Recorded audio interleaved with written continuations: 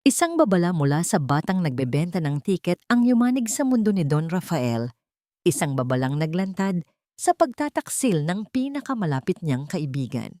Sa sandaling gumuho ang imperyong binuo niya sa yaman at kapangyarihan, napilitan siyang lumaban para sa katotohanan sa tulong ng abogadang si Isabel. Ngunit kapag naibalik na ang hustisya, pipiliin pa ba niya ang trono ng kayamanan o ang simpleng buhay na magliligtas sa kanyang kaluluwa? Mula sa pinakatuktok ng De Villa Tower, ang buong Makati ay parang isang laruan lamang sa paanan ni Don Rafael de Villa. Ang mga gusaling salamin ay kumikinang sa ilalim ng sikat ng araw at ang mga sasakyan sa ibaba ay parang mga langgam na gumagapang sa kanilang walang katapusang gawain. Dito, sa kanyang opisina, na mas malaki pa sa karaniwang kondominium, nararamdaman niya ang tugatog ng kanyang kapangyarihan. Lahat ng ito, bawat konkreto, bawat bakal, bawat negosyo, ay testamento sa kanyang pangalan. Huminga siya ng malalim, ang amoy ng mamahaling leather at bagong perma na dokumento ang pumuno sa kanyang baga. Ngayon ang araw na ang De Villa Holdings ay magiging isang alamat. Isang mahinang katok sa pinto ang pumutol sa kanyang pagmumuni-muni. Pasok. Ang pumasok ay ang kanyang sekretarya, si Ana, na may daladalang folder. Sir Rafael, narito na po si Sir Ramon. Nasa conference room na po siya. Tumango si Rafael, isang maliit na ngiti ang sumilay sa kanyang mga labi. Si Ramon Crisologo, higit pa sa isang Chief Financial Officer, si Ramon ay kanyang kaibigan, kanyang kapatid sa ibang ina. 30 taon silang magkasama sa hirap at ginhawa. Sila ang nagtayo ng imperyong ito mula sa abo. Salamat, Ana. Papunta na ako, sabi niya, habang isinusuot ang kanyang mamahaling coat. Habang naglalakad siya palabas ng kanyang opisina, dumaan siya sa malawak na lobby ng executive floor. Sa gilid ng isang malaking bintana, nakita niya ang isang maliit na figura. Isang batang babae, marahil mga 10 taong gulang, na may hawak na mga tiket ng lottery. Ang damit nito ay simple, ang tsinelas ay pudpud na, at ang mga mata nito ay puno ng pag-asa na agad ding napapalitan ng pagkabigo sa tuwing may dumaraang empleyado na hindi siya pinapansin. Kumunot ang noo ni Rafael. Paano nakapasok ang isang bata rito? Ngunit bago pa niya matawag ang security, nagtama ang kanilang mga mata. Sa isang saglit, nakita niya ang pagod at gutom sa mukha ng bata. Ngunit meron ding determinasyon doon. Nilapitan niya ito, hindi dahil sa awa, kundi dahil sa pangangailangang ayusin ang anumang hindi naaayon sa kanyang perpektong mundo. Anong ginagawa mo rito, Ineng? Tanong niya. Ang boses ay hindi malupit ngunit may awtoridad. Napayuko ang bata, na tila natakot sa kanyang presensya. Pasensya na po. Nagbabaka sakali lang po na may bumili. Mahinang sabi nito. Kumuha ng pera si Rafael mula sa kanyang wallet, isang malutong na 1,000 piso, at iniabot ito sa bata. Hindi na niya kinuha ang tiket. Umuwi ka na, sabi niya, at agad na tumalikod. Hindi na nilingon pa ang gulat at pasasalamat sa mukha ng bata. Para sa kanya, isa lamang yung maliit na aberya na kailangan ng mabilis na solusyon. Isa lamang barya sa kanyang bulsa. Pagpasok niya sa conference room, isang masiglang yakap ang sumalubong sa kanya. Rafi, kapatid! Bati ni Ramon. Ang mga mata nito ay nagniningning sa tuwa. Handa ka na ba? Ito na ang pinakahihintay nating araw. Ngumiti si Rafael at tinapik ang likod ng kaibigan. Hindi mangyayari ito kung wala ka, Mon. Ikaw ang utak sa likod ng lahat ng ito. Umupo sila sa mahabang mesa at ipinakita ni Ramon ang mga huling dokumento. Ang Project Horizon, isang multi-bilyong pisong merger na maglalagay sa De Villa Holdings sa mapa ng buong Asia. Bawat detalye ay perpekto. Bawat numero ay pabor sa kanila. Pagkatapos ng pirmahan bukas, sabi ni Ramon, Habang nakatingin sa mga papel, lahat ng pinaghirapan natin ay magbubunga na. Hindi na tayo maaabot ni Numan. Tayo, Mon. Tayo. Pagtatama ni Rafael, ang puso niya ay puno ng pasasalamat sa katapatan ng kanyang kaibigan. Sa mundong ito na puno ng ahas, si Ramon, ang tanging taong pinagkakatiwalaan niya ng buong buo. Habang nagpapatuloy ang kanilang pagpupulong, sa labas, nagsimulang pumatak ang malakas na ulan. Ang batang babae na nagngangalang Lana ay hindi pa umuuwi. Masyado siyang natuwa sa perang natanggap at naisip niyang maghintay na lamang na tumila ang ulan sa ilalim ng silong ng dambuhalang gusali. Humanap siya ng tuyong lugar malapit sa mga ornamental na halaman sa gilid ng conference room. Mula roon, naririnig niya ng bahagya ang masasayang boses sa loob. Inilabas niya ang pera, hindi makapaniwalang hawak niya ang ganoong kalaking halaga. Marami na siyang mabibiling pagkain at gamot para sa kanyang lola. Nang matapos ang pulong, nakita nila na si Don Rafael at ang kasama nitong lalaki na magkaakbay na lumabas, kapwa nakangiti. Nagtago siya sa likod ng malaking paso para hindi na muling makita. Naiwan ang lalaking kasama ni Don Rafael, si Ramon, na may kinakausap sa telepono. Dahil sa lakas ng ulan, lumapit ito sa salamin, malapit sa pinagtataguan ni Lana. At doon, naririnig niya ang mga salitang magpapabago sa lahat. Oo, ayos na ang lahat, sabi ni Ramon sa kausap nito sa telepono. Ang boses ay biglang naging malamig at walang emosyon. Bukas, sa oras na ilapat niya ang kanyang pluma sa papel na yon, lahat ng asset ng De Villa Holdings ay malilipat na sa atin. Ang matandang yon, wala siyang kaalam-alam na ang pinagkakatiwalaan niyang kapatid ang siyang sumisira sa kanya. Natawa si Ramon, isang tawang nakakapangilabot. 30 taon.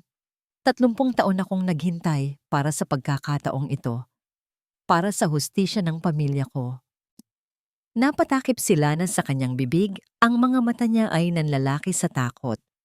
Ang perang hawak niya ay biglang parang naging apoy sa kanyang palad. Bukas na bukas din, pagpapatuloy ni Ramon, ang boses ay puno ng paghihiganti. Sa wakas, babagsak din ang mga De Villa. Hindi mapakali si Lana sa kanyang tinatagong higaan, isang tumpok ng mga karton sa ilalim ng isang abandonadong waiting shed. Tumila na ang ulan, ngunit ang kulog sa kanyang dibdib ay mas malakas pa kaysa kanina. Ang 1,000 pisong papel na ibinigay ni Don Rafael ay nakatago sa kanyang maliit na bulsa, ngunit sa halip na magbigay ng ginhawa, tila ba isa itong nagbabagang uling na pumapaso sa kanyang balat. Paulit-ulit na naglalaro sa kanyang isipan ang mga salita ni Ramon Crisologo. Sa wakas, babagsak din ang mga De Villa. Ang boses nito ay malamig, puno ng galit na hindi niya maintindihan. Kitang-kita niya ang ngiti nito habang sinasabi iyon, isang ngiti na kabaligtaran ng ipinakita nito sa harap ni Don Rafael kanina. Isang ngiting demonyo. Niyakap niya ang kanyang mga tuhod. Takot. Iyon ang unang naramdaman niya. Sino ba naman siya? Isa lamang siyang hamak na batang nagtitinda ng lottery. Sino ang maniniwala sa kanya? Baka isipin pa ng mga gwardiya na isa siyang magnanakaw o may masamang balak. Baka itaboy lang siya. O mas malala, baka mahuli siya ng masamang lalaking iyon. Si Ramon. Anong gagawin nito sa kanya kapag nalaman nitong may alam siya? Napapikit siya ng mariin. Dapat ay kalimutan na lang niya ang lahat. Itago ang pera, umuwi sa kanyang lola, at magpanggap na walang narinig. Iyon ang pinakamadali. Iyon ang pinakaligtas. Ngunit sa pagpikit niya, ang nakita niya ay ang mukha ni Don Rafael, ang paraan ng pagtingin nito sa kanya. Karamihan sa mga mayayamang taong nadadaanan niya ay hindi man lang siya tinitingnan. Para siyang hangin. Ngunit si Don Rafael, kahit sandali, ay tumigil. Binigyan siya nito ng pera nang hindi siya hinuhusgahan. Sa maikling sandaling iyon, naramdaman niyang isa siyang tao. hindi isang basura sa lansangan. Hindi tama ito. Hindi tama na ang isang taong bumubuo ng mga naglalakihang gusali ay pababagsakin ng taong tinuring niyang kapatid. Dahan-dahan, ang takot sa kanyang puso ay nahaluan ng determinasyon. Maliit siya, oo. Mahirap lang siya, oo. Ngunit may narinig siya at may kailangan siyang gawin. Nang magsimulang magliwanag ang kalangitan sa silangan, nakapagdesisyon na si Lana. Hindi niya hahayaang mangyari ang masamang plano. Dumukot siya sa kanyang bag at kinuha ang isang lumang resibo at ang kapiraso ng lapis na lagi niyang dala. Sa nanginginig na kamay, isinulat niya ang mga salitang paulit-ulit na tumatakbo sa kanyang isip. Ang sulat niya ay hindi perpekto, may mga bura, ngunit malinaw ang mensahe. Huwag kang pipirma. Taksil si Ramon. Itinupi niya ang maliit na papel at isinilid sa kanyang bulsa, katabi ng 1,000 piso. Ang pagbalik sa De Villa Tower sa umaga ay mas mahirap. Ang lobby ay puno ng mga taong nakauniforme at mga empleyadong nagmamadali. Paano siya makakalapit kay Don Rafael ngayon? Nag-abang siya sa di kalayuan, pinapanood ang bawat pumapasok. Alam niyang hindi siya pwedeng basta-basta pumasok. Kailangan niya ng tamang tiyempo. At nakita niya ito. Isang grupo ng mga janitor ang sabay-sabay na pumasok. Mabilis ang kanyang mga paa. Sumabay siya sa kanilang likuran, yumuko at nagpanggap na isa sa kanila. Ang kanyang maliit na pangangatawan ay naging bentahe niya. Walang nakapansin sa kanya. Nakapasok siya. Ang puso niya ay kumakabog na parang tambol. Nagtago siya sa parehong lugar kung saan niya narinig ang usapan kagabi. Sa likod ng malalaking paso ng halaman, doon, naghintay siya. Bawat minuto ay parang isang oras. Bawat yabag na papalapit ay nagpapatindig ng kanyang mga balahibo hanggang sa nakita niya siya. Si Don Rafael de Villa na bumababa mula sa grand staircase, ang tindig ay puno ng kumpiyansa. Naglalakad siyang mag-isa. Ito na ang kanyang pagkakataon. Nang papalapit na si Don Rafael, huminga si Lana ng malalim. Tinipon ang lahat ng kanyang lakas ng loob at lumabas mula sa kanyang pinagtataguan. Naglakad siya sa direksyon nito at nang ilang hakbang na lang ang layo nila, sinadya niyang madulas at ibinagsak ang hawak niyang mga tiket ng lottery. Ay! Sigaw niya sapat lang para makuha ang atensyon nito. Gaya ng inaasahan niya, natigilan si Don Rafael. Nakita niya ang pagkunot ng noo nito, marahil ay sinusubukang alalahanin kung saan siya nakita. Ikaw na naman, sabi nito, ngunit may bahid ng pag-aalala sa boses. Yumuko ito para tulungan siyang damputin ang mga nagkalat na tiket. Ito na. Habang kunwari abala si Lana sa pagkuha ng mga tiket sa sahig, ang kabilang kamay niya ay mabilis na kumilos. Sa isang iglap, naipasok niya ang nakatuping papel sa gilid ng bulsa ng coat ni Don Rafael. Ang kanyang mga daliri ay nanginginig, ngunit ang kanyang kilos ay tiyak. "Salamat po," sabi niya, nang matapos silang magdampot. Tinaas niya ang kanyang mga mata at tumingin ng diretso kay Don Rafael. Sinubukan niyang iparating sa kanyang mga mata ang lahat ng hindi niya masabi. "Basahin niyo po. Pakiusap, basahin niyo." Tumango lamang si Don Rafael, marahil ay iniisip na abala lamang siya para sa araw na yon. Tumayo ito ng tuwid at nagpatuloy sa paglalakad patungo sa conference room kung saan may naghihintay na mga board member. Naiwan si Lana na nakatayo sa gitna ng malawak na lobby. Pinanood niya ang likod ni Don Rafael hanggang sa pumasok ito sa isang malaking pinto at isinara ito. Nagawa niya. Ngayon, ang natitira na lang ay ang magdasal. Magdasal na madama ni Don Rafael ang kapirasong papel sa kanyang bulsa bago pa mahuli ang lahat. Sa loob ng silid-pulungan, ang paligid ay puno ng optimismo. Ang mga miyembro ng board ay nakangiti. Nag-uusap tungkol sa hinaharap ng kumpanya. Tanging si Don Rafael de Villa ang hindi mapakali. Ang kanyang atensyon ay nahahati sa pagitan ng mga presentasyon sa harap at sa maliit na piraso ng papel na ngayon ay nasa loob ng kanyang kamao, sa ilalim ng mesa. Naramdaman niya ito nang umupo siya, isang maliit na bukol sa kanyang bulsa na hindi dapat naroon. Noong una, binaliwala niya ito. Ngunit ang paulit-ulit na pagtingin sa kanya ng batang babae kanina ay bumabagabag sa kanya. May kakaiba sa mga mata nito. Hindi lamang paghingi ng tulong, kundi isang babala. Sa isang pagkakataon na ang lahat ay abala sa pagtingin sa mga numero sa screen, maingat niyang inilabas ang papel. Ang mga salita, kahit isinulat ng padaskol, ay tila tumalon mula sa papel at sumampal sa kanya. Huwag kang pipirma, taksil si Ramon. Isang malamig na kuryente ang gumapang sa kanyang likuran. Ang unang reaksyon niya ay galit. Kalokohan. Isang masamang biro. Marahil ay gawa-gawa ito ng isang kakumpetensya. Ginagamit ang isang inosenteng bata para maghasik ng pagdududa. Imposible. Si Ramon, ang kanyang kapatid, itinikom niya ang kanyang kamao. Halos madurog ang papel sa loob. Itinutok niya ang kanyang tingin kay Ramon na masiglang nagpapaliwanag ng mga benepisyo ng merger. Nakangiti ito, ang parehong ng ngiti na nakikita niya sa loob ng 30 taon.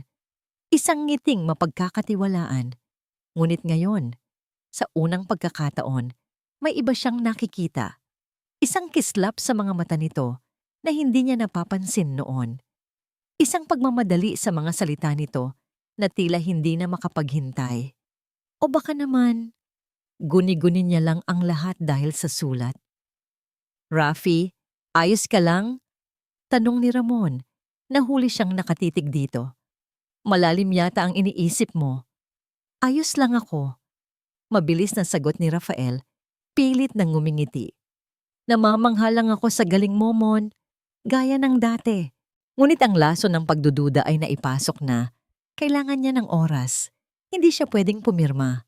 Hindi pa. Sa kalagitnaan ng diskusyon, biglang tumayo si Rafael. Ang kamay ay nasa kanyang sentido na tila sumasakit ang ulo. Pasensya na kayong lahat, sabi niya. Ang boses ay nagpapakita ng biglaang pag-aalala. Kailangan kong humingi ng paumanhin. Bigla niyang kinuha ang kanyang telepono. Excuse me. Naglakad siya papalayo sa mesa at nagpanggap na sumasagot sa isang tawag. Ano? Kailan pa? Sige, papunta na ako. Ibinaba niya ang telepono. Ang mukha ay nagpapakita ng matinding pagkabalisa. Humarap siya sa mga board member, lalo na kay Ramona na ngayon ay nakatayo na rin at nag-aalala. May emergency sa pamilya. Pagsisinungaling niya. Kailangan kong umalis. Ramon, pakiasikaso mo na muna sila. Ipagpaliban natin ang pirmahan hanggang bukas. I'm sorry everyone, this is urgent. Bago pa man makapagtanong ang sinuman, mabilis na siyang lumabas ng silid. Nakita niya sa gilid ng kanyang mata ang pagtataka at bahagyang pagkadismaya sa mukha ni Ramon. Ang pagkadismayang yon. Iyon ang nagpatibay sa kanyang hinala. Habang naglalakad siya sa pasilyo, ang kanyang isip ay lumipad pabalik sa nakaraan. Naalala niya noong nagsisimula pa lang sila ni Ramon. 2 binatang puno ng pangarap, nagbabahagi ng isang order ng siopaw dahil iyon lang ang kaya ng kanilang pera. Naalala niya ang isang gabi, umuulan din noon. Nangako sila sa isa't isa sa bubong ng kanilang maliit na opisina. Walang iwanan, Rafi, sabi ni Ramon noon. Tayo hanggang sa huli. Ang alaalang iyon na dati nagbibigay sa kanya ng lakas, ngayon ay parang isang punyal na sumasaksak sa kanyang puso. Kailangan niyang makasiguro, kailangan niyang mahanap ang bata. Hindi niya alam kung saan ito hahanapin, ngunit sinunod niya ang kanyang kutob. Nagpunta siya sa parke sa tapat ng gusali, isang lugar kung saan madalas magpalipas ng oras ang mga katulad ng batang iyon, at hindi siya nabigo. Nakita niya sila na nakaupo sa isang bench, yakap-yakap ang mga tuhod, nakatingin sa kawalan, mukhang pagod at natatakot. Sa unang pagkakataon, tinanggal ni Don Rafael ang kanyang maskara ng pagiging isang bilyonaryo. Dahan-dahan siyang lumapit, umupo sa tabi nito, hindi bilang si Don Rafael de Villa, kundi bilang isang taong nangangailangan ng tulong. "Ineng," mahinahon niyang sabi. Nagulat sila na atakmang tatakbo, ngunit pinigilan siya ng malumanay na boses ni Rafael. "Huwag kang matakot, nabasa ko ang sulat mo." Nakita niya ang paglaki ng mga mata ng bata, isang halo ng takot at pag-asa. "Gusto kong marinig ang lahat, bawat salita na narinig mo. Pakiusap," dagdag ni Rafael. Ang boses niya ay halos isang pakiusap na. At doon, sa ilalim ng isang puno sa gitna ng magulong syudad, ikinuwento ni Lana ang lahat. Ang boses nito ay nanginginig sa simula, ngunit habang nagpapatuloy, naging matatag ito. Inulit niya ang eksaktong mga salita ni Ramon, ang tungkol sa paghihintay ng 30 taon, ang tungkol sa hustisya para sa pamilya nito, at ang tiyak na pagbagsak ng mga De Villa. Habang nakikinig si Rafael, bawat salita ni Lana ay parang isang martilyo na dumudurog sa pundasyon ng kanyang mundo. Ang mga detalye ay masyadong tiyak para maging isang kasinungalingan. Ang katapatan sa mga mata ng bata ay hindi maikakaila. Ang katotohanan ay masakit. Mas masakit pa sa kanyang inaakala. Hindi lang siya pinagtataksilan. Ang buong buhay niya, ang pagkakaibigan nila ni Ramon, ay isang malaking kasinungalingan. Mag-isa siya. Mag-isa siya sa gitna ng mga lobong nag-aabang na siya ay lapain. Hindi. Hindi siya tuluyang mag-isa. Mayroon siyang isang maliit na kaalyado. Nang matapos si Lana, tumahimik si Rafael ng matagal. Pagkatapos, tumingin siya sa bata. Ang kanyang mga mata ay puno ng bagong determinasyon. "Hindi ka na pwedeng manatili dito. Delikado para sa'yo," sabi niya. "Sabay tayo. Sumama ka sa akin." Dinala niya si Lana sa isang maliit at pribadong condominium unit na pag-aari niya na walang nakakaalam. Isang safe house. Pagpasok nila, hinarap niya ang bata. "Mula ngayon," sabi ni Rafael, ang kanyang boses ay seryoso at puno ng bigat, "kailangan nating magtiwala sa isa't isa." Ngunit habang sinasabi niya iyon, alam niyang hindi sila sapat. Kailangan niya ng tulong mula sa isang taong nakakakilala sa sistema. Isang taong kasing talino ni Ramon. Isang taong umalis dahil dito. Isang pangalan ang pumasok sa kanyang isipan, isang malayong pag-asa. Isabel Reyes, pagkatapos niyang iwanan si Lana sa safe house na may sapat na pagkain at mga laruang pampalipas oras, si Don Rafael de Villa ay sumakay sa kanyang sasakyan, hindi bilang isang CEO na patungo sa isang pulong, kundi bilang isang sundalong papasok sa isang digmaang hindi niya alam kung paano sisimulan. Ang pangalang Isabel Reyes ay umalingaw-ngaw sa kanyang isipan, ang pinakamagaling na abogadong dumaan sa De Villa Holdings. Matalas, walang takot, at may integridad. Naalala niya kung paano nito ipinaglaban ang mga kaso ng kumpanya na tila ba sariling buhay nito ang nakataya. At naalala rin niya ang biglaan nitong pag-alis 1 taon na ang nakalipas. Ang opisyal na dahilan, personal reasons. Ngunit alam ni Rafael sa kaibuturan niya na may mas malalim na kwento roon. Hindi siya nag-aksaya ng panahon.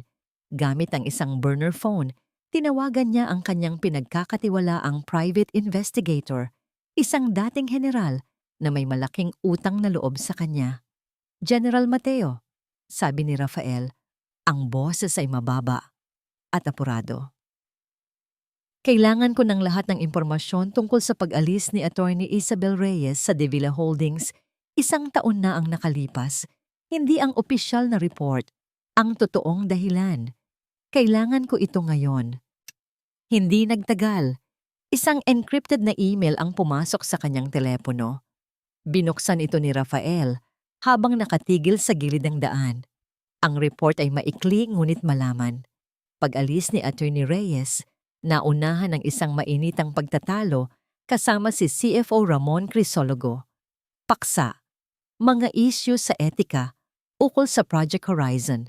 May mga saksing nagsasabing Narinig nila ang sigawan sa loob ng opisina ni Crisologo.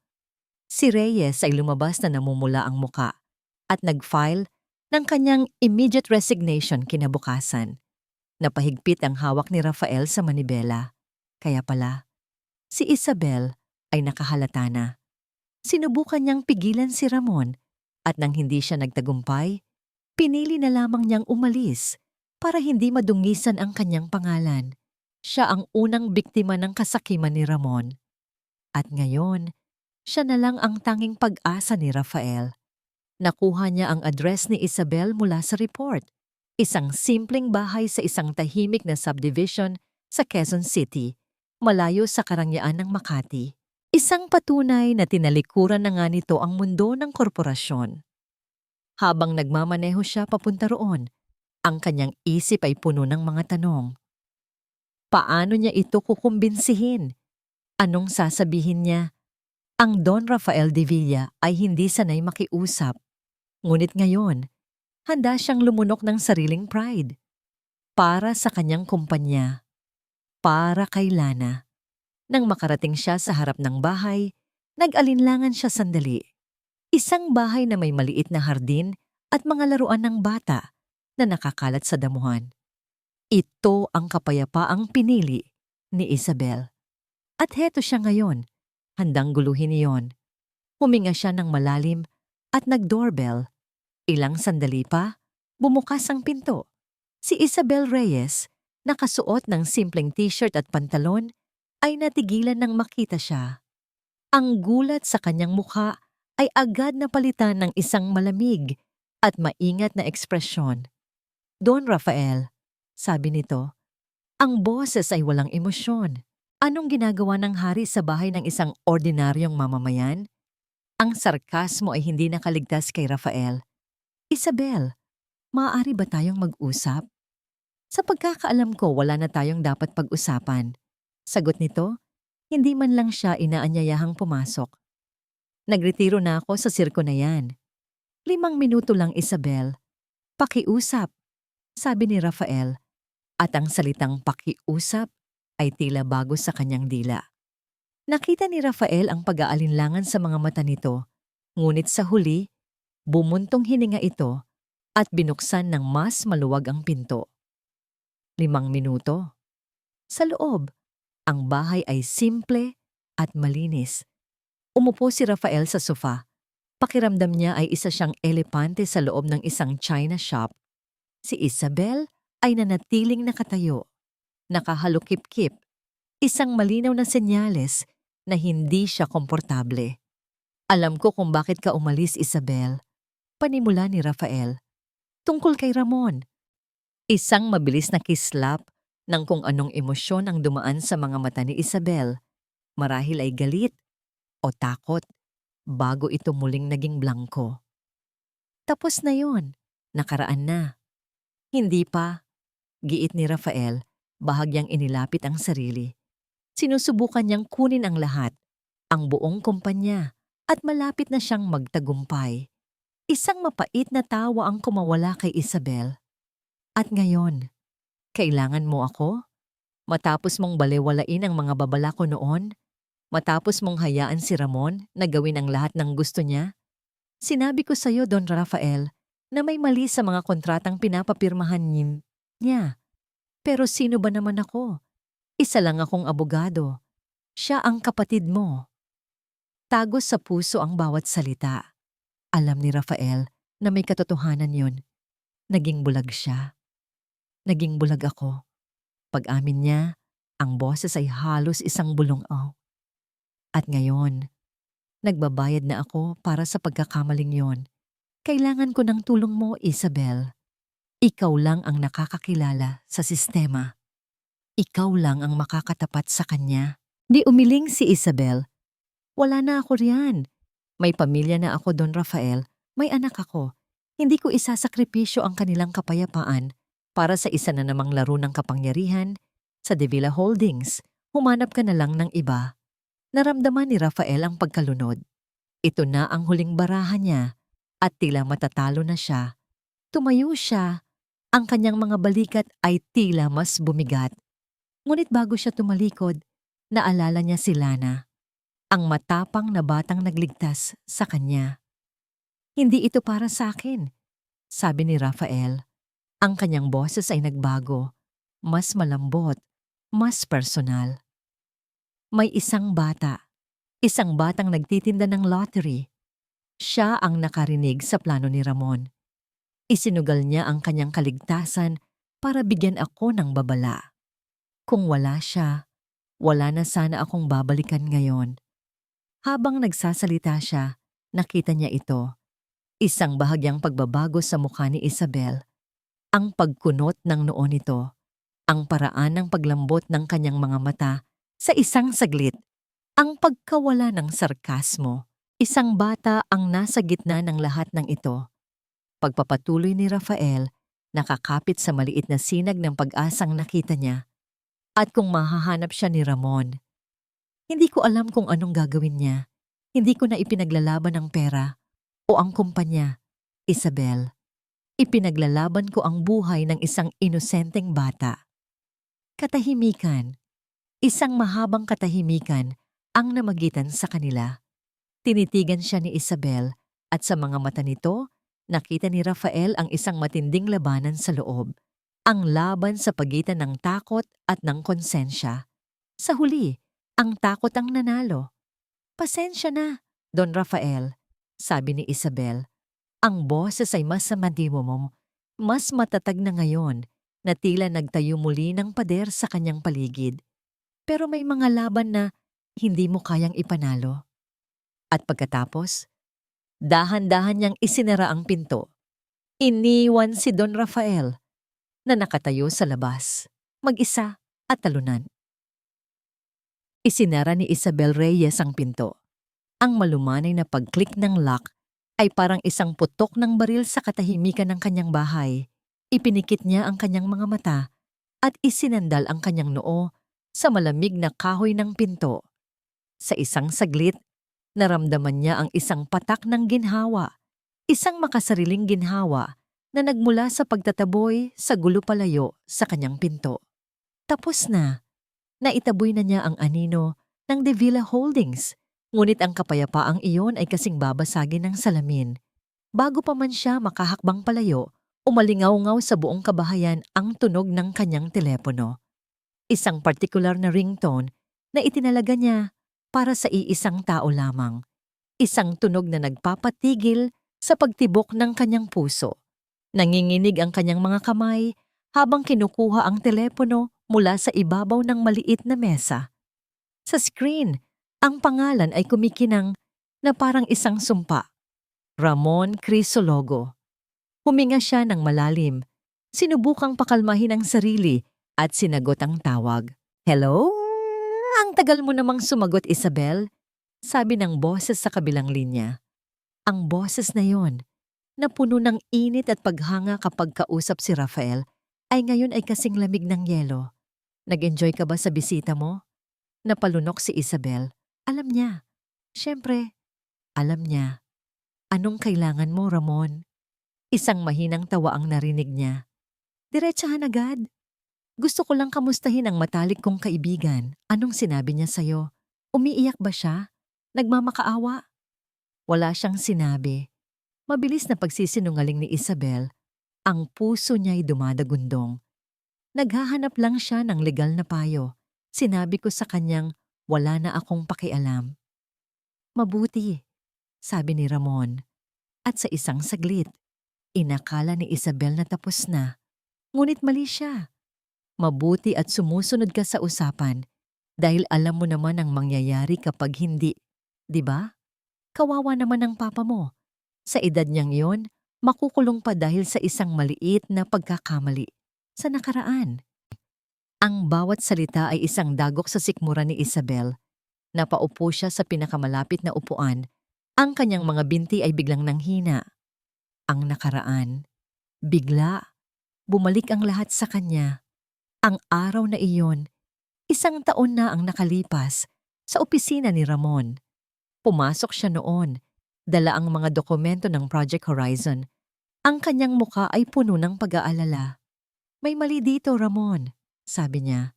These clauses, they're designed to transfer voting rights in case of a default. This is a corporate takeover trap, not a merger. Ngumiti lang si Ramon. At mula sa kanyang drawer, inilabas nito ang isang folder. Hindi ito folder ng negosyo. Sa loob ay mga kopya ng mga bank statement at mga sulat mula pa noong 10 taon na ang nakalipas. Mga dokumentong magpapatunay na ang kanyang ama, isang maliit na kontraktor noon, ay tumanggap ng kickback mula sa isang proyekto ng gobyerno para lamang mailigtas ang nalulugi nitong kumpanya. Hindi ito nalaman ni Numan hanggang ngayon. Isang matalinong tao ang tatay mo, Isabel, sabi ni Ramon habang inilalatag ang mga papel sa mesa. Pero nagkamali siya. Isang pagkakamali na maaari kong ipadala sa Department of Justice anumang oras. Isipin mo na lang ang kahihiyan, ang pagkawala ng kanyang pensyon, ang posibleng pagkakakulong. Hayop ka. Nanginginig na, sabi ni Isabel. Hindi. Pagtatama ni Ramon. Ang mga mata ay walang kabuhay-buhay. Isa lang akong taong gustong makasiguro na ang lahat ay nasa panig ko. Manahimik ka tungkol sa Project Horizon. Umalis ka sa kumpanya ng walang ingay at mananatiling malinis ang pangalan ng tatay mo. O mag-ingay ka at panoorin mong masira ang buhay niya. Pumili ka. Walang siyang pagpipilian noon at wala pa rin siyang pagpipilian ngayon. Ano? Ano pa ang gusto mo? Tanong ni Isabel sa telepono. Ang kanyang boses ay basag na. Simple lang, sabi ni Ramon. Nabanggit ba niya kung nasaan siya ngayon? O kung sino ang kasama niya? May sinabi ba siya tungkol sa isang bata? Ang dugo ni Isabel ay tila nagyelo sa kanyang mga ugat. Ang bata. Ang inosenteng batang ginagamit niyang dahilan para ipaglaban ang kanyang kumpanya, totoo pala. Wala. Pagsisinungaling niya ulit. Isang nakabibiinging katahimikan. Pagkatapos, bumuntong hininga si Ramon. Isang tunog ng pagkadismaya. Isabel, Isabel, huwag mo akong gawing sinungaling. Alam kong may alam ka. Huwag mong hintayin ako pa ang maghanap ng paraan para malaman. Ang banta ay malinaw. Kung hindi siya ang magsasabi, baka ang pamilya niya ang gamitin nitong paraan. Ramon, pakiusap. Tapos na ang pakiusapan. Putol nito. Gawin mo ang trabaho mo. At ibinaba nito ang tawag. Nabitawan ni Isabel ang telepono. Tumama ito sa sahig na may malakas na kalabog. Napasubsob siya sa kanyang mga palad at humagulgol ng walang tunog. Siya ay isang bihag. Ang kanyang bahay ay hindi isang tahanan. Isa itong kulungan. Dahan-dahan siyang tumayo at naglakad patungo sa sala. Sa ibabaw ng isang estante, naroon ang isang litrato. Ang kanyang ama. Nakangiti habang karga ang kanyang 5 taong gulang na anak. Ang 2 pinakamahalagang tao sa buhay niya. Ginagawa niya ito para sa kanila. Iyon ang paulit-ulit niyang sinasabi sa sarili. Ngunit sa tabi ng litrato, sa mesang pinag-upuan ni Rafael, naroon ang isang bagay na naiwan nito. Isang calling card. Don Rafael de Villa, Chairman de Villa Holdings, Inc. Kinuha niya ito. Tinitigan niya ang pangalan. At naalala niya ang huling sinabi nito. Ipinaglalaban ko ang buhay ng isang inosenteng bata. Isang ina, si Isabel. Alam niya ang takot na yon. Ang pagnanais na protektahan ang isang anak sa lahat ng kasamaan sa mundo. At ngayon, siya ay ginagawang kasangkapan para saktan ng isang bata. Ang bigat ng pagkakasala ay halos magpaguho sa kakanya. Nakatitig siya sa litrato ng kanyang pamilya, pagkatapos ay sa calling card, pabalik-balik. Ang kanyang katapatan laban sa kanyang konsensya, ang kaligtasan ng kanyang ama laban sa kaligtasan ng isang batang walang kalaban-laban. Ding! Isang tunog mula sa kanyang telepono, isang text message galing kay Ramon. Nanginginig niyang binuksan ito. Ang mensahe ay maikli, ngunit ang bawat letra ay parang isang kadenang lalong humihigpit sa kanyang leeg. Lapitan mo siya ulit. Kunin mo ang tiwala niya. Alamin mo kung nasaan ang bata. Ang 4 na sulok ng condominium unit ay naging isang munting santuwaryo para kay Don Rafael de Villa. Sa labas, ang kanyang mundo ay gumuho, ang kanyang pinakamatalik na kaibigan ay isa palang ahas, at ang kanyang imperyo ay nasa bingit ng pagbagsak. Ngunit sa loob, sa piling ni Lana, pansamantala niyang nakakalimutan ng lahat. Sa loob ng 2 araw, nakita niya ang isang bahagi ng buhay na matagal na niyang kinalimutan. Tinuruan niyang magbasa ng maayos si Lana gamit ang mga lumang children's books na nakatago sa aparador. Ikinuwento niya rito ang tungkol sa mga bituin at mga planeta at namangha siya sa kung paano kumikinang ang mga mata nito sa bawat bagong kaalaman. Sa kauna-unahang pagkakataon, sa loob ng maraming taon, naramdaman ni Rafael na siya ay hindi isang chairman o isang bilyonaryo, kundi isang lolo. Bakit po yung bituin na iyon ang pula? Tanong nila na isang gabi habang nakatingin sila sa labas ng bintana. Ngumiti si Rafael. Iyon ang Mars, ang sabi nila. Iyan daw ang Diyos ng digmaan. Pula, dahil simbolo ito ng tapang at galit. Tapang, bulong ni Lana. Tila iniisip ang salita. Katulad niyo po, Lolo Rafael, matapang po kayo, di ba? Natigilan si Rafael. Ang simpleng tanong ng bata ay tumama sa kanya. Matapang ba siya? O duwag dahil nagtago siya? Tiningnan niya si Lana, ang inosenteng mukha nito na puno ng tiwala. Para sa batang ito, kailangan niyang maging matapang. Sinusubukan ko, Hija. Sinusubukan ko. Sagot niya, ang boses ay bahagyang garalgal. Ang kanilang munting kapayapaan ay biglang nabasag ng isang marahang katok sa pinto. Agad na naging alerto si Rafael. Walang sino man ang nakakaalam ng lugar na ito. Mabilis niyang itinago si Lana sa kwarto. Huwag kang lalabas at huwag kang gagawa ng anumang ingay. Bulong niya bago isara ang pinto. Dahan-dahan siyang lumapit sa pinto. Ang puso niya ay kumakabog. Tiningnan niya ang peephole. Ang kanyang katawan ay nanigas. Si Isabel Reyes. Paano? Paano niya nalaman ang lugar na ito? Ang tanging nakakaalam ay ang kanyang pinagkakatiwalaang imbestigador. Ipinagkanulo na rin ba siya nito? Binuksan niya ang pinto ng bahagya, sapat lang para makita siya. Ang kadena ng pinto ay nakakabit pa rin. Anong ginagawa mo rito? Tanong ni Rafael. Ang boses ay malamig at puno ng hinala. Si Isabel ay mukhang pagod. Ang mga mata ay may maitim na bilog sa ilalim. Tila hindi ito natulog.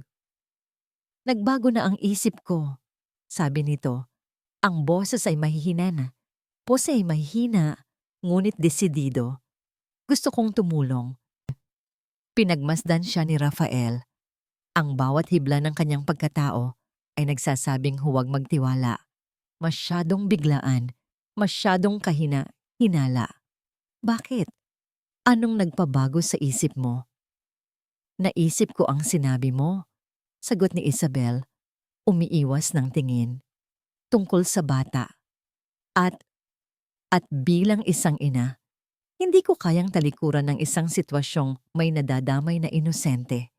Konsensya ko na ang kinalaban ko. Ang paliwanag ay tila makatwiran, ngunit hindi sapat para kay Rafael. Gayunpaman, desperado siya. Kung may kahit 1% pagkakataon na nagsasabi ito ng totoo, kailangan niyang subukan. Dahan-dahan niyang inalis ang kadena at pinapasok si Isabel. Salamat, sabi ni Isabel, at iginala ang tingin sa paligid. Paano mo nalaman ang lugar na ito? Diretso niyang tanong. Sinundan kita. Pag-amin nito. Pagkaalis mo sa bahay ko, nag-taxi ako at sinundan kita mula sa malayo. Gusto kong makasiguro bago ako magdesisyon. Muli, isang sagot na tila kapani-paniwala. Tumango si Rafael kahit na ang hinala ay nakabitin pa rin sa hangin. Umupo sila sa sala. Inilatag ni Isabel ang isang plano, isang legal na estratehiya para kontrahin ang mga dokumento ni Ramon. Gagamitin nila ang mga technicalities, mga butas sa kontrata na siya lang, bilang orihinal na tagasuri nito, ang makakakita. Ang kanyang paliwanag ay detalyado at matalino. Sa bawat salitang binibitawan niya, unti-unting nanunumbalik ang tiwala ni Rafael. Marahil nga ay nagkamali siya ng hinala, marahil ay nanaig talaga ang konsensya nito. Kakailanganin natin ng matibay na ebidensya na si Ramon mismo ang nagplano ng lahat, sabi ni Isabel. Isang recording, isang testigo. May testigo tayo, sabi ni Rafael. Tumutukoy kay Lana. Pero bata siya, sabi ni Isabel. Ang kanyang mga mata ay nagpapakita ng propesyonal na pag-aalala. Maaring hindi seryosohin ng korte ang kanyang testimonya. At mas lalong magiging delikado para sa kanya. Tumingin siya sa paligid. Nasaan nga pala siya? Ligtas ba siya dito? Ang tanong ay tila natural. Isang tanong na inaasahan mula sa isang kaalyado. Ngunit para kay Rafael, may kung anong nag-iba sa tono nito. Isang bahagyang pananabik. Ligtas siya. Maikling sagot ni Rafael, pinagmamasdan ng mabuti ang reaksyon nito. Nasa isang lugar siya kung saan hinding-hindi siya mahahanap ni Ramon. Isang mabilis, halos hindi mahahalata. Nakislap ng pagkadismaya ang dumaan sa mga mata ni Isabel. Nakita yon ni Rafael. Sa gitna ng kanilang pag-uusap, biglang nag-vibrate ang telepono ni Isabel na nasa ibabaw ng mesa. Mabilis niya itong kinuha, na tila ba ayaw niyang makita ni Rafael ang screen. Ngunit huli na ang lahat.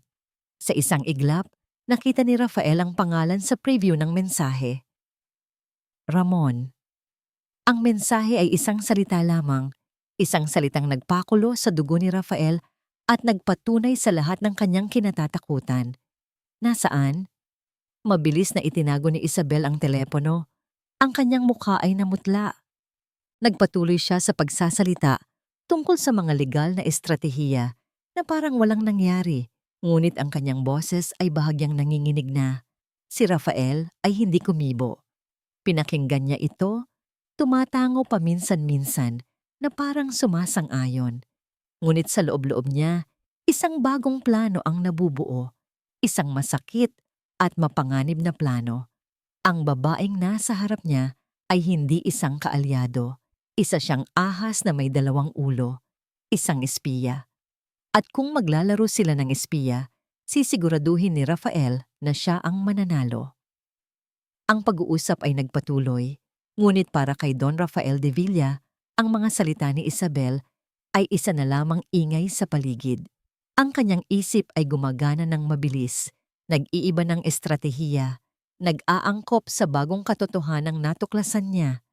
Ang babaeng nasa harap niya, na nag-aalok ng tulong, ay isa palang kalaban na nakadisguise. Isang pain, ngunit ang bawat pain ay maaaring gamitin para hulihin ang mangingisda.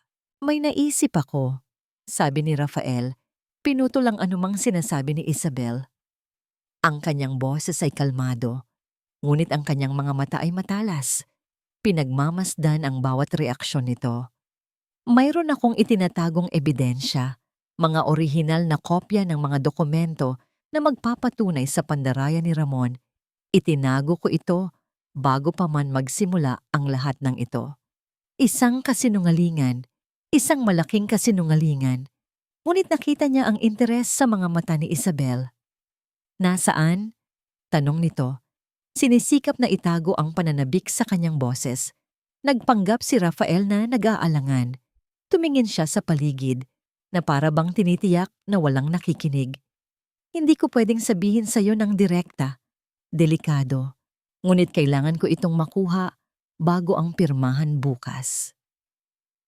Tumayo siya at naglakad patungo sa telepono sa isang sulok. Kinuha niya ito at nagpanggap na may tinatawagan. Mateo, sabi niya, kahit wala namang tao sa kabilang linya. Ang package sa lumang bodega sa Stamesa. Kailangan ko nang makuha bukas ng umaga. Oo, doon sa loob ng itim na safety deposit box sa ilalim ng sahig. Siguraduhin mong walang makakasunod sa iyo. Ibinaba niya ang telepono at humarap kay Isabel. Ang mukha niya ay nagpapakita ng isang taong nag-aalinlangan kung tama ba ang kanyang ginawa. Si Mateo, siya ang taong pinagkakatiwalaan ko. Kukunin niya ang mga dokumento para sa atin. Tumingin si Isabel sa kanya at sa isang saglit, nakita ni Rafael ang isang bakas ng awa o marahil ay pagkakasala sa mga mata nito. Ngunit mabilis itong nawala, napalitan ng propesyonal na determinasyon. Mabuti yan, Don Rafael. Kapag nakuha na natin yon, may laban na tayo. Nagpatuloy sila sa pag-uusap, ngunit alam na ni Rafael na ang bawat impormasyong ibinibigay niya ay direktang mapupunta kay Ramon. Sa kabilang banda, si Ramon naman, na nagiging mas desperado na dahil sa pagkaantala ng pirmahan, ay nagsimula na ng gumawa ng mga marahas na hakbang. Sa The Villa Tower, ipinatawag ni Ramon ang ilang mga loyalistang empleyado ni Rafael. Isa-isa, kinumpronta niya sila. Si Mr. De Villa, nasaan siya? Tanong niya kay Ana, ang matagal ng sekretarya ni Rafael. Ang boses niya ay hindi na pala kaibigan. Hindi ko po alam, Sir Ramon. Nanginginig na sagot ni Ana. Hindi po siya nagpapakita o tumatawag. Talaga? Sabi ni Ramon, habang inilalapag ang isang folder sa mesa ni Ana. Sa loob, mga litrato ng mga anak ni Ana na papasok sa eskwela. Magandang paaralan niyan. Sana ay manatiling ligtas ang mga bata roon. Ang banta ay hindi kailangang sabihin ng malakas. Samantala, sa isang madilim at abandonadong bodega sa Stanton Mesa, ang mismong lugar na binanggit ni Rafael, 2 tauhan ni Ramon ang naghihintay. Sinira nila ang lock, pumasok sa maalikabok na lugar, at hinanap ang sinasabing safety deposit box. Natagpuan nila ito sa ilalim ng isang gumigewang na tabla sa sahig, gaya ng inilarawan. Gamit ang isang crowbar, pwersahan nila itong binuksan. Ang kanilang mga mukha ay puno ng pananabik. Ngunit sa loob, wala silang nakitang mga dokumento. Ang tanging laman ng kahon ay isang maliit na piraso ng papel. Kinuha ito ng isa sa mga tauhan at binasa. Ang nakasulat ay 2 salita lamang, isinulat sa pulang tinta na parang dugo. Alam ko na. Kasabay ng pagbasa niya rito, isang malakas na tunog ang umalingaw-ngaw. Ang bakal na pinto ng bodega ay bumagsak at naglock. Ikinulong sila sa dilim. Sa kanyang kotse sa di kalayuan, pinapanood ni General Mateo ang lahat sa isang monitor na konektado sa mga hidden camera na inilagay niya kanina. Kinuha niya ang kanyang telepono. Nasa loob na sila ng kulungan, Don Rafael. Ang daga ay nahuli na sa bitag. Sa kabilang linya, nakatanggap ng tawag si Ramon mula sa kanyang mga tauhan. Ang sigawan at pagmumura ay malinaw na naririnig. Ang galit ni Ramon ay sumabog. Si Rafael ay naglalaro sa kanya. At ang tanging paraan para malaman ni Rafael ang kanyang mga galaw ay sa pamamagitan ni Isabel. Sa safe house, pagkatapos ng ilang oras, nagpaalam na si Isabel. Babalik ako bukas ng umaga para sa mga dokumento, sabi nito. Mag-iingat ka, Isabel, sabi ni Rafael. Ang kanyang boses ay walang anumang bakas ng hinala. Ngunit sa oras na sumara ang pinto, ang kanyang mukha ay naging seryoso. Ilang minuto siyang naghintay bago niya tinawagan si Mateo. Sinusundan ba siya? Opo, Don Rafael. Bawat galaw niya ay binabantayan. Ibinaba ni Rafael ang tawag at napabuntong hininga. Ang unang bahagi ng kanyang plano ay nagtagumpay. Ngunit ang pinakamasakit na bahagi ay kasunod pa lamang. Hindi nagtagal, muling bumukas ang pinto. Si Isabel, ang mukha ay basang-basa sa luha. Ang katawan ay nanginginig sa takot. Sa likod niya, 2 lalaking nakauniporme. Mga tauhan ni Mateo. Hindi na nagulat si Rafael. Di tumawag siya, sabi ni Isabel. Humahagulgol. Si Ramon, galit na galit siya. Sinabi niyang kung hindi ko raw ibibigay ang lokasyon ng bata, ang pamilya ko na ang isusunod niya. Sa wakas, ang maskara ay tuluyan ng nalaglag. Lumapit si Rafael sa kanya, hindi na may galit, kundi may halong awa. Tiningnan niya ito ng diretso sa mga mata. Para kanino ka ba talaga nagtatrabaho, Isabel? Hindi na nakasagot si Isabel. Napaluhod na lamang siya sa sahig. Ang kanyang katawan ay nayayanig sa pag-iyak. Ang kanyang pagtataksil, ang kanyang takot, ang kanyang pagkakasala. Lahat ay lumabas.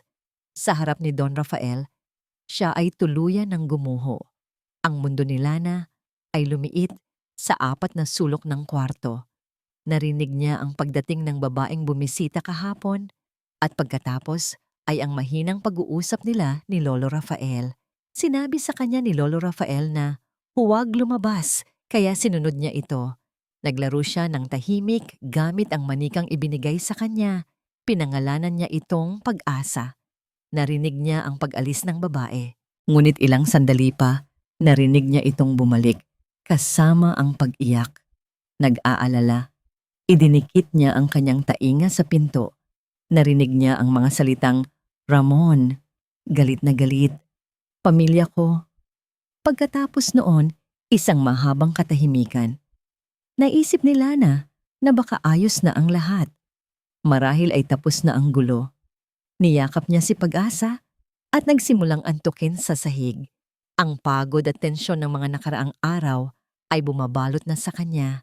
Ilang sandali pa, isang mahinang kaluskos mula sa bintana ng kwarto ang gumising sa kanya. Hindi ito ang pinto sa sala. Ito ay ang bintana sa kanyang silid na nakaharap sa fire escape. Dahan-dahan siyang tumayo. Ang puso niya ay nagsimulang tumibok ng mabilis. Dahan-dahang bumukas ang bintana. Isang kamay na may itim na guwantes ang pumasok para alisin ang lock. At pagkatapos ay isang malaking katawan ng lalaki ang pumasok sa loob. Hindi niya ito kilala. May takip ang mukha nito at ang mga mata nito ay malamig at walang emosyon. Akmang sisigaw si Lana, ngunit bago pa man makalabas ang anumang tunog sa kanyang lalamunan, ang lalaki ay nakalapit na. Tinakpan ng isang kamay nito ang kanyang bibig, habang ang isa pang braso ay pumulupot sa kanyang katawan at binuhat siya. Nagpumiglas siya. Sinipa niya ang mga binti, ikinawag ang mga braso, at sinubukang kumagat sa kamay na nakatakip sa kanyang bibig. Ngunit ang lalaki ay parang isang pader na bakal. Walang epekto ang kanyang munting lakas. Sa kanyang pagpupumiglas, nahulog mula sa kanyang mga kamay ang manikang si Pag-asa. Bumagsak ito sa sahig. Ang mukha ay nakasubsob, tila sumusuko. Ang mga mata ni Lana ay napuno ng luha ng takot at kawalan ng pag-asa. Sinubukan niyang sumigaw, ngunit ang tanging lumalabas ay isang mahinang, pigil na ungol. Walang saysay. Hindi siya maririnig ni Lolo Rafael mula sa sala. Hindi siya idinaan ng lalaki sa pinto. Mabilis itong umakyat pabalik sa bintana. Bitbit siya na parang isang sako ng bigas. Ang malamig na hangin ng gabi ay humampas sa kanyang mukha. Nasa labas na sila, sa makitid na fire escape. Ilang palapag ang taas mula sa lupa. Sa ibaba, ang mga ilaw ng syudad ay kumikislap na parang mga taksil na bituin. Ang kanyang sigaw, kung makakawala man, ay lalamunin lamang ng ingay ng gabi. Dinala siya ng lalaki pababa sa hagdanang bakal. Bawat hakbang ay mabilis at tiyak. Lumingon sila na sa huling pagkakataon sa bintanang pinanggalingan nila. Nakasara pa rin ang pinto ng kanyang kwarto. Hindi pa rin alam ni Lolo Rafael, mag-isa siya. Habang nakaluhod si Isabel sa sahig, basag sa pag-iyak at pagkakasala, ang galit ni Rafael ay napalitan ng isang malalim at nakakapagod na awa. Ang babaeng ito ay hindi ang tunay na kalaban. Isa rin siyang biktima, isang inang naipit sa isang sitwasyong walang pagpipilian. "Tumayo ka," mahinahon niyang sabi. Ang awtoridad ay naroon pa rin, ngunit wala ng lamig. Itinayo siya ng mga tauhan ni Mateo. "Isama niyo siya sa isang ligtas na lugar." Utos ni Rafael sa mga ito. "Bantayan niyo ang pamilya niya.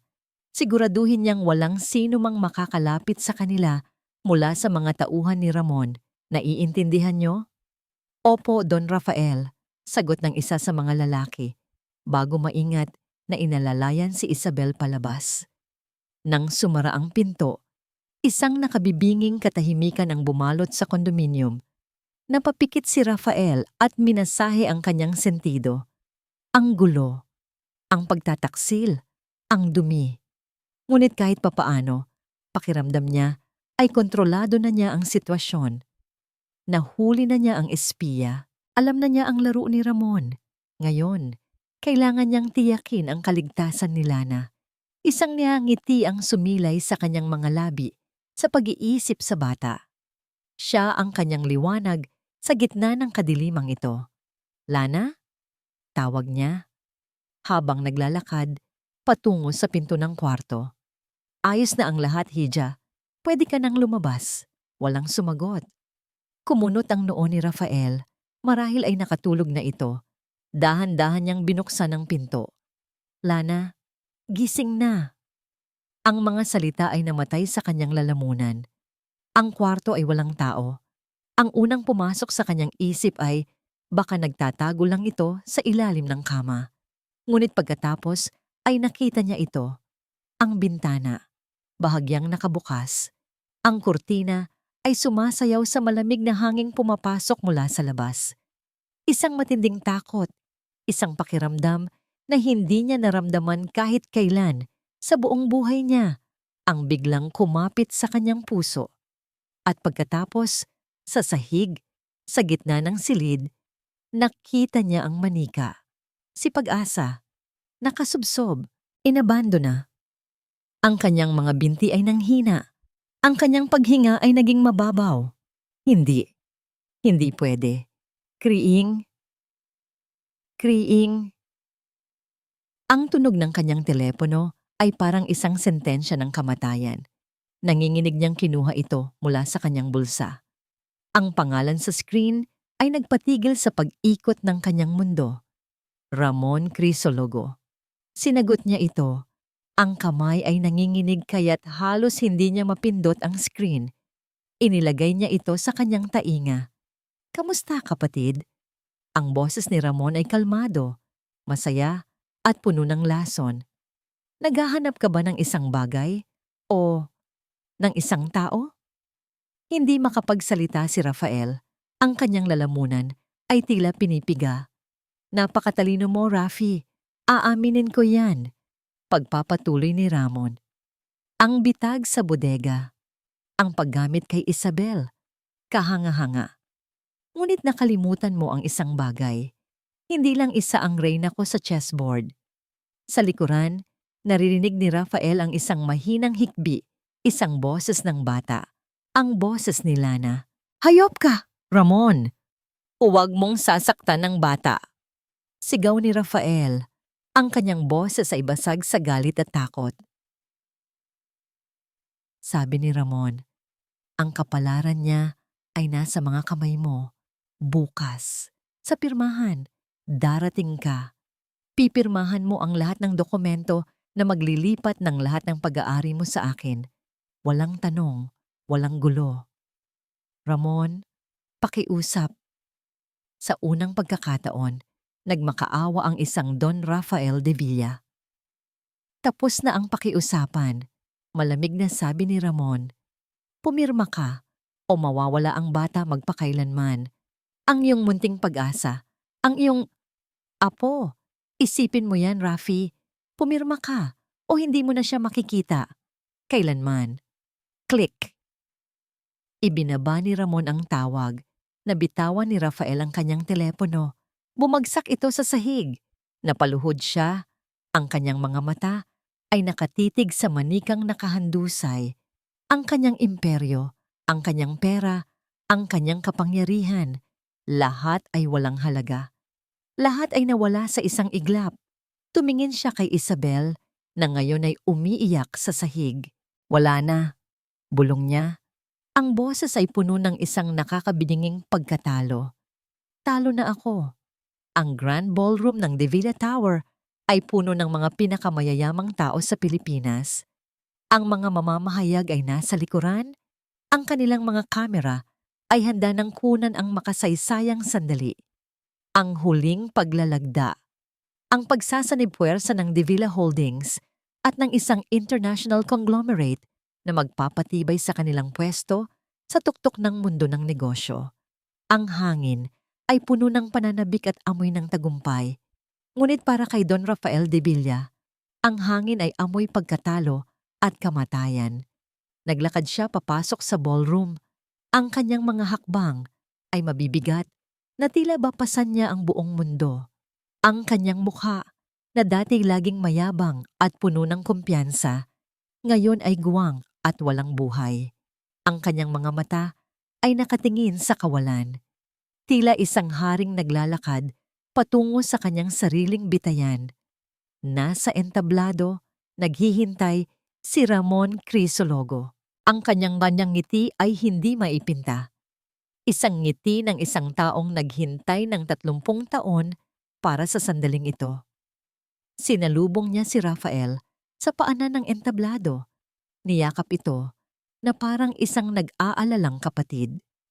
"Rafi, salamat at nakarating ka," bulong ni Ramon sa kanyang tainga. Ang bawat salita ay may dalang lason. Nasa mabuting kalagayan ang package. Hinihintay ka lang niya.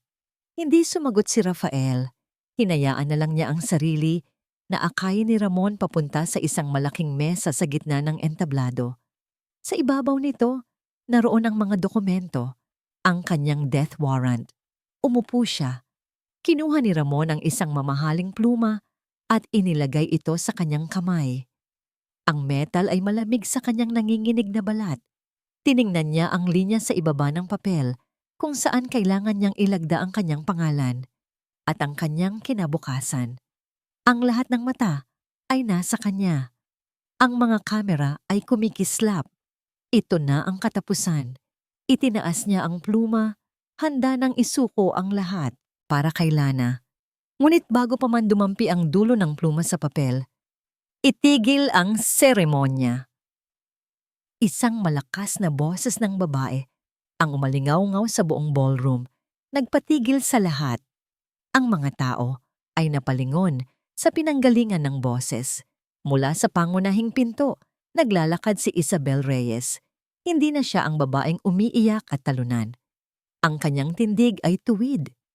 Ang kanyang mga mata ay nag-aapoy sa determinasyon. Sa likod niya, kasama ang ilang unipormadong pulis. Ang nangiti sa mukha ni Ramon ay naglaho, napalitan ng gulat at galit. Anong kalokohan ito? Isabel? Security! Ilabas ang babaeng yan. Ngunit huli na ang lahat. Inilabas ni Isabel ang isang maliit na digital recorder. Bago po pirmahan ang anumang dokumento, sabi ni Isabel, ang kanyang boses ay malinaw at matatag, ipinaririnig sa lahat sa pamamagitan ng sound system. Nais ko lang pong iparinig sa inyong lahat ang isang pag-uusap. Isang pag-uusap sa pagitan ko at ni Ginoong Ramon Crisologo. Kagabi lang. Pinindot niya ang play. Ang boses ni Ramon, puno ng galit at pagbabanta, ay pumuno sa buong silid. Isabel, Isabel, wag mo akong gawing sinungaling. Alam kong may alam ka. Kung hindi mo ibibigay ang lokasyon ng bata, ang pamilya mo na ang isusunod ko. Isang kolektibong hininga ng gulat ang narinig. Mula sa mga manonood, ang mga mamamahayag ay nagkagulo. Kasunod nito, ang boses ni Isabel. Ramon, pakiusap. Bata yon. At pagkatapos, ang pinakamatinding dagok. Ang boses ni Ramon ulit. Malinaw at hindi maikakaila. Wala akong pakialam. Ang batang yon, ang huling hadlang. Sa 30 taon kong paghihintay, ibigay mo siya sa akin o sisirain ko ang lahat ng mahalaga sa'yo. Pinatay ni Isabel ang recorder. Ang katahimikan sa ballroom ay nakabibingi. Siya ang nag-utos sa'kin, sabi ni Isabel. Ang luha ay nagsimulang mamuo sa kanyang mga mata. Ngunit hindi na luha ng takot, kundi ng katapangan. Tinakot niya ang pamilya ko. Pinilit niya akong maging espiya, ngunit hindi ko na kayang sikmurain pa ito. Si Ramon ay namutla. Kasinungalingan. Gawa-gawa lang yan. Isa siyang disgrasyadong empleyado na may galit sa kumpanya. Ngunit habang nagsisigaw siya, ang mga pulis ay nagsimula ng umakyat sa entablado. At iyon ang hudyat. Ang mukha ni Don Rafael de Villa, na kanina'y walang buhay, ay biglang nagbago. Ang pagkatalo ay napalitan ng isang malamig at kinakalkulang galit. Itinapon niya ang pluma. Tumayo siya at hinarap ang lalaking tinuring niyang kapatid. Tapos na ang laro, Ramon. Sabi ni Rafael. Ang kanyang boses ay kalmado, ngunit may bigat na parang bakal. Hindi pa! Sigaw ni Ramon. Sa kanyang desperasyon ay hinablot niya ang isang paperweight sa mesa na akmang ibabato. Hindi niyo makukuha sa akin ito. Karapatan ko ito. Inagaw ng pamilya mo ang lahat sa amin. Sa wakas, lumabas ang tunay na dahilan, ang matagal nang tinatagong galit at paghihiganti. Ngunit bago pa man siya makakilos, isa pang pinto sa gilid ng ballroom ang bumukas. Isang grupo ng mga armadong lalaki, mga tauhan ni General Mateo, ang mabilis na pumasok. Sa gitna nila, ligtas at walang galos, ay si Lana. Nang makita nila na si Rafael sa entablado, kumawala ito sa mga humahawak sa kanya. Lolo Rafael! Ang sigaw ng bata ang tumapos sa lahat. Tumakbo siya papunta sa entablado, sa gitna ng gulat ng lahat, at niyakap ng mahigpit ang mga binti ni Don Rafael. Napatulala si Ramon. Ang huling barahan niya, ang kanyang hostage, ay wala na. Paano? Nang gabing umamin si Isabel, iyon ang simula ng tunay na plano. Habang inaakala ni Ramon na hawak niya si Lana, ang pagdakip ay isa palang palabas na isinagawa ng mga tauhan ni Mateo para ilipat si Lana sa isang mas ligtas na lugar. Ang tawag ni Ramon kay Rafael ay bahagi ng plano para paniwalain siyang hawak niya ang alas. Ang pagdating ni Rafael na tila talunan, ang pag-iyak ni Isabel, lahat ay isang malaking dula. Yumuko si Rafael at binuhat si Lana. Niyakap ito ng mahigpit na parang hindi na niya ito bibitawan pa. Ang lahat ng takot at pag-aalala ay napalitan ng isang napakalaking ginhawa. Iniharap niya si Lana sa lahat. Ito ang batang mas matapang pa sa lahat ng lalaki sa silid na ito. Siya ang nagligtas sa akin. Doon, sa harap ng lahat, habang dinadampot ng mga pulis si Ramon na sumisigaw pa rin tungkol sa hustisya at paghihiganti, niyakap ni Rafael ang bata. Ang kanyang kumpanya ay ligtas. Ngunit habang tinitingnan niya ang umiiyak na mukha ni Lana na nakasubsob sa kanyang dibdib, alam niyang hindi lang ang De Villa Holdings ang kanyang nailigtas. Nailigtas niya ang kanyang pamilya. Ilang buwan ang lumipas. Ang iskandalong yumanig sa De Villa Holdings ay unti-unti nang nalimot ng publiko. Napalitan ng mga balita tungkol sa positibong pagbabago sa ilalim ng bagong pamunuan. Ang bagyo ay lumipas na at ang naiwan ay isang mas matatag na pundasyon na binuo mula sa mga aral ng nakaraan. Sa dating opisina ni Don Rafael, ang parehong silid kung saan dati siyang tumatanaw sa kanyang kaharian, nakatayo ngayon si Isabel Reyes, hindi bilang isang bisita, kundi bilang ang bagong CEO ng kumpanya. Sa kanyang tabi, nakangiting nakaupo si Rafael. Ang kanyang dating bigat sa balikat ay napalitan ng isang magaan na kapayapaan. Sigurado ka na ba talaga rito, Don Rafael? Tanong ni Isabel habang tinitingnan ang mga dokumentong nasa mesa. Ang iwanan ang lahat ng ito, ang pinaghirapan mo sa buong buhay mo. Ngumiti si Rafael, isang tunay at walang bahid ng ngiti. Mas sigurado pa ako ngayon kaysa noon, Isabel. Ang kumpanyang ito ay hindi na ang buhay ko. Isa na lamang itong legado. At wala na akong ibang pagkakatiwalaan na magpatuloy nito, kundi ikaw. Yumuko si Isabel Isang kilos ng respeto at pasasalamat. Salamat sa tiwala, sir. Hindi ko ito sasayangin. Itatayo natin muli ang De Villa Holdings sa tamang paraan. Alam ko, sabi ni Rafael at tinapik ang balikat nito. Pero huwag mo na akong tawaging Don o Sir. Rafael na lang. Isa na lang akong simpleng mamamayan ngayon. Tumayo siya at naglakad patungo sa malaking bintana.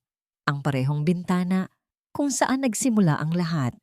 Ngunit ngayon, hindi na kapangyarihan ang nakikita niya sa ibaba, kundi mga tao. Bawat isa ay may sariling kwento, sariling pangarap. Makalipas ang isang linggo, sa isang nakapak na press conference, hinarap ni Don Rafael de Villa ang mundo sa huling pagkakataon bilang chairman. Sa kanyang tabi, mahigpit na nakahawak sa kanyang kamay, ay si Lana, nakasuot ng isang simpleng puting bestida. Ang kanyang mga mata ay nagniningning sa ilalim ng mga ilaw ng kamera. Magandang umaga sa inyong lahat. Panimula ni Rafael, ang kanyang boses ay kalmado at matatag. Ipinatawag ko kayo ngayon para i-anunsyo ang ilang mahahalagang pagbabago. Huminga siya ng malalim. Una, simula sa araw na ito, opisyal na akong magre-retiro bilang chairman ng De Villa Holdings. Ang aking panahon sa mundo ng korporasyon ay tapos na. Isang bulungan ng gulat ang kumalat sa silid. Ipinagmamalaki kong ipakilala sa inyo, pagpapatuloy niya, ang bagong mamumuno sa kumpanya. Isang taong subok ang talino, tibay, at higit sa lahat, integridad. Ang ating bagong CEO, Attorney Isabel Reyes. Tumayo si Isabel sa gitna ng palakpakan, yumuko sa madla, at muling umupo. Pangalawa, sabi ni Rafael, ang kanyang boses ay nagsimulang maging mas emosyonal. Ang mga nakaraang buwan ay nagturo sa akin ng isang mahalagang aral. Ang tunay na yaman ay hindi nasusukat sa pera, kundi sa epekto na iniiwan natin sa buhay ng iba. Dahil dito, isang malaking bahagi ng aking personal na yaman ay ilalaan para itatag ang isang bagong pundasyon. Isang pundasyong tutulong sa mga batang tulad ng marami sa ating mga lansangan. Mga batang may pangarap, ngunit walang pagkakataon. Tumingin siya sa mga kamera, ang kanyang mga mata ay nangungusap. Ipinakikilala ko sa inyo ang Santos de Villa Children's Foundation. Muling nagulat ang mga tao. Ang pangalan nila na ay nauna pa sa kanya. At para sa aking huli at pinakamahalagang anunsyo, sabi ni Rafael, at ngayon ay tumingin siya sa batang katabi niya. Ang kanyang mga mata ay napuno ng luha. Ang pundasyong ito ay hindi lamang isang proyekto, ito ay isang pangako. Isang pangako sa isang batang nagligtas sa akin sa paraang hindi kayang gawin ng pera o kapangyarihan. Isang batang nagturo sa akin kung paano muling magtiwala at magmahal. Hinawakan niya ang magkabilang pisngi ni Lana. Mga ginang at ginoo, nais kong ipaalam sa inyo na sinimulan ko na ang legal na proseso para opisyal na ampunin ang batang ito. Siya na hindi lamang pag-asa ng pundasyon, kundi ang pag-asa ng aking buhay. Ito si Lana Santos, ang aking anak. Sa huling salitang iyon, ang lahat ng kamera ay nag-flash. Ngunit hindi na ito nakita ni Rafael. Ang tanging nakikita niya ay ang nagagalak ng ngiti ni Lana habang niyayakap siya nito ng mahigpit. Papa! Bulong nito. At sa salitang iyon, naramdaman ni Rafael na siya na ang pinakamayamang tao sa buong mundo. Makalipas ang ilang linggo, sa isang parke sa Makati, malayo sa ingay ng mga opisina at pulong, nakaupo si Rafael sa isang bench. Simple lang ang suot niya, isang polo shirt at slacks. Kumakain siya ng ice cream kasama si Lana. Pinapanood nila ang ibang mga bata na naglalaro at naghahabulan sa damuhan. Mas masarap po pala ang ice cream dito kaysa sa mga mamahaling restaurant. No, Papa? Sabi ni Lana habang abala sa pagkain ng kanyang chocolate-flavored ice cream. Natawa si Rafael. Oo, anak. Mas masarap. Tumingala si Lana sa kanya. Ang kanyang mga mata ay kasing liwanag ng araw. Tapos na ang takot. Tapos na ang pag-aalala. Ang nasa harap niya ngayon ay ang kanyang kinabukasan. Papa, ano po ang susunod nating gagawin? Tanong nito. Tumingin si Rafael sa malayo, sa mga batang naglalaro, sa mga pamilyang magkakasamang tumatawa. Isang tunay na ngiti ang sumilay sa kanyang mga labi. Hinawakan niya ang kamay ni Lana at pinisil ito ng marahan. Kahit ano, anak, sagot niya. Ang kanyang puso ay puno ng kaligayahan. Kahit ano basta't magkasama tayo.